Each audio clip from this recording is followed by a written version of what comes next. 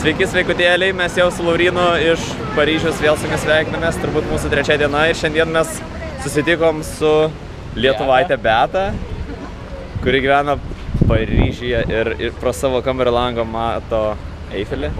Ir jinai šiandien mums papasakos, koks yra tikras prancūziškas pusrytis.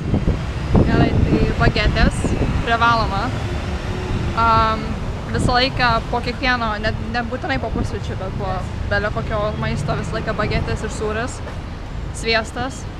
Ir turi būtinai būti dviejų tipų. Turi būti sviestas su druska ir be druskos. Kava turi būti juoda, jokio pieno, jokio cukraus, bent jau moteris cukraus tikrai nededa, nes visi čia tokie. Okay.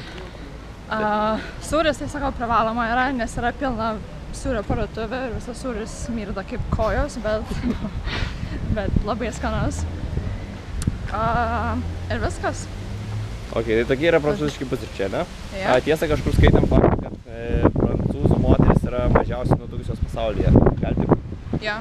Geras. Dabar čia yra tokia taisyklė, kad negalima būti per daug kūdai, tarkim, modeliai negali būti per daug kūdai. Taip. Jau skaitosi taisyklė, jeigu toksai žurnalas išleisti nuotrauką, labai vos anoreksikės nuotrauką, tai jai bauda būtų. Geras. Fainai. Tai va, tai apie prancūzišką pusrytį tiek, pasimatysim dar greitu metu.